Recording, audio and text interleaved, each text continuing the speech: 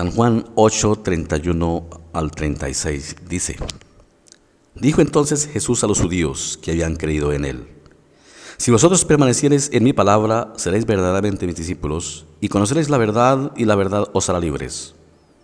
Le respondieron: Linaje de Abraham somos, y jamás hemos sido esclavos de nadie. ¿Cómo dices tú, seréis libres? Jesús le respondió: de cierto os digo, que todo aquel que hace pecado, esclavo es del pecado. Y el esclavo no queda en casa para siempre, el hijo sí queda para siempre. Así que si el hijo os libertare, seréis verdaderamente libres. Jesús está hablando a los judíos que le seguían. Y les dice: ustedes deben permanecer en mí.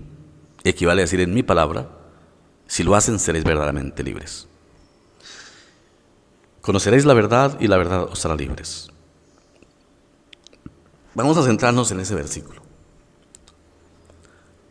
¿Qué es conocer la verdad? Conocer la verdad en el sentido de la fe, en el sentido del mensaje de las Escrituras, es conocer a Cristo mismo. Es conocer a Cristo, es conocer la persona y la obra de nuestro Señor y Salvador Jesucristo. Porque ese es el fin de las Sagradas Escrituras. ¿Y por qué somos libres cuando conocemos a Cristo? Porque sabemos que somos esclavos del pecado. Al leer su palabra lo primero que nos enseña es que tenemos un problema, todos los seres humanos, que es el pecado.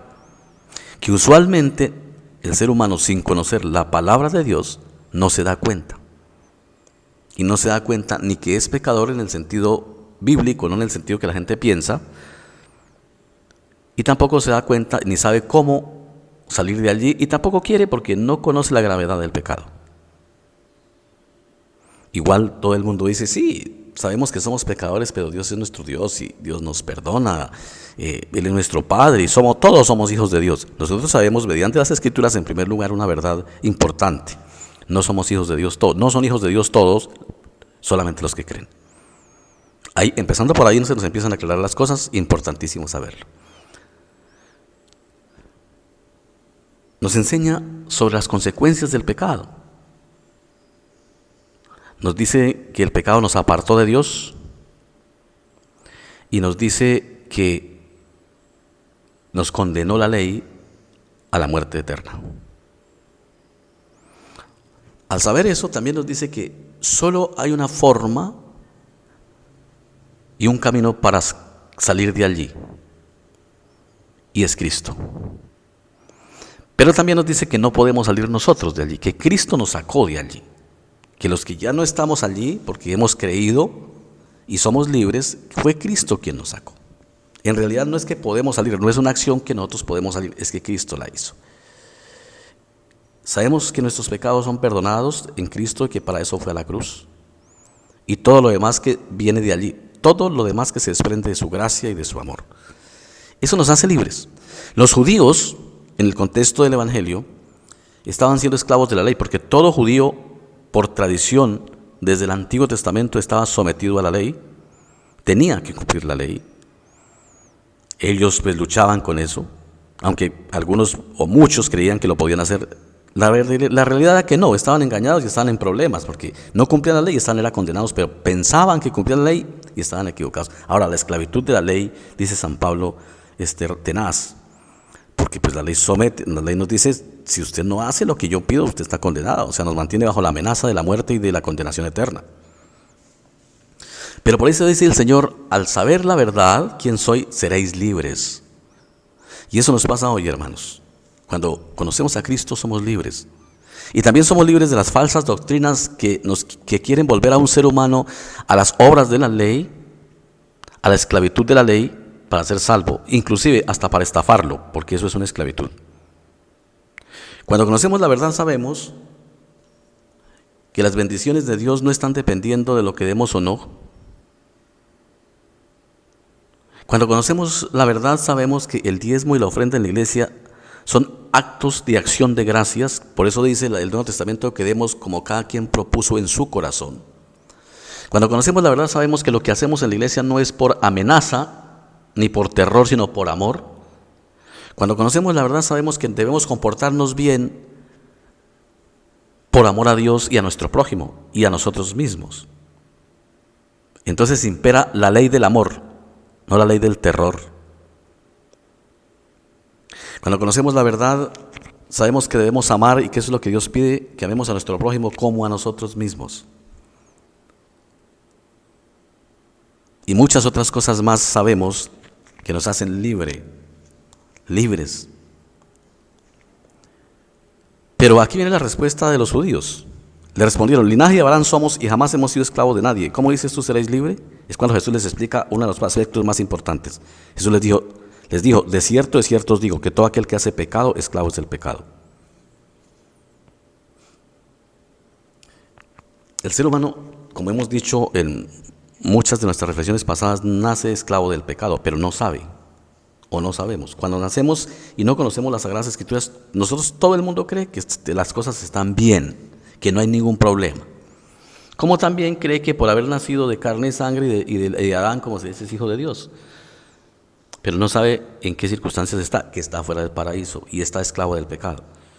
Al conocer las Escrituras otra vez, sabemos lo que el Señor dice: y el esclavo no queda en la casa para siempre, el hijo sí queda para siempre. Así que si el hijo libertare, seréis verdaderamente libres. O sea, ¿qué quiere decir que el esclavo no quede en la casa? Pues el esclavo, como no tiene herencia en la casa, a cualquier momento lo echan y se va. Un esclavo en una finca o un trabajador en una finca trabaja y a cualquier momento le dice el patrón: usted no es de aquí, mi hijo, o termina su jornada de trabajo y se va. Pero el hijo no se va de la casa. Si el hijo nos liberta, quedaremos en casa. Ese es una garantía de la salvación. Dicen: ustedes, el hijo los libertó, ustedes se quedan para siempre en casa. Ustedes ya son libres, ustedes se quedan en casa porque ya no son esclavos, son hijos y herederos del reino. Ahí hay un cambio de estatus. Cristo no solamente nos da la buena noticia, nos enseña quiénes somos, sino nos lleva a la herencia, nos matricula en las Escrituras eternas como herederos del reino de Dios. Entonces ya nadie nos podrá sacar de su casa. Todo ser humano tiene esa oportunidad de ser parte de la herencia de Dios si acepta en su corazón y confiesa con su boca que Cristo es su Salvador. Las Escrituras de la casa de Dios, del reino de los cielos, están abiertas. La notaría de Dios está abierta para registrar el nombre suyo, así como está registrado el mío y de todos los que creemos, como herederos del reino. ¿Qué es lo que hay que hacer? Escuchar la voz de Dios y por medio del Espíritu Santo con humildad responder y decirle al Señor, guiados por el Espíritu Santo, desde luego, que Él es nuestro Salvador. Reconocer que somos pecadores, arrepentirnos en todo el sentido que significa el arrepentimiento, y en ese momento quedamos matriculados en la herencia eterna. Somos herederos del reino, coherederos con Cristo, nos dice las mismas Sagradas Escrituras. Entonces, hermanos, los que creemos somos libres. Libres no para hacer el mal, como a veces se interpreta, no. Libres no para hacer lo que nos dé la gana, porque si hacemos lo que nos dé la gana, pues seguimos siendo esclavos del pecado. Y pues no amamos a Dios. Libres para, primero, luchar contra aquello que no conviene, porque la lucha sigue. Ya sabemos que el pecado no nos esclaviza porque Cristo nos liberó del pecado, pero cuando digo esclavo del pecado, me hago entender, esclavos de acciones que pues no son buenas que hagamos. Antes de que el Hijo nos libere, somos esclavos del pecado y amenazados por Él y nos tienen la muerte y la condenación. Después que el Señor nos ha libertado, no quiere decir que la lucha no siga, pero ya no somos esclavos del pecado porque ya Cristo nos liberó, pero sí esclavos de todavía actitudes que no nos hacen bien en la vida terrenal. Entonces, el Señor nos ayuda también con eso. Sabemos que si damos algo no es por miedo ni porque nos toca, sino porque Cristo lo pone en nuestro corazón. Si ayudamos a alguien no es porque nos toca como ofrenda para la salvación, sino porque somos cristianos y amamos al prójimo y queremos ayudarlo. Le predicamos la palabra a otros para que sean libres como nosotros, libres para amar, como dijera San Agustín. Ya amamos, hacemos las cosas por amor, no por temor. Hay una diferencia entre lo primero y lo que viene después. Antes las cosas se hacían por temor, porque era como ganando puntos para que Dios no nos castigara.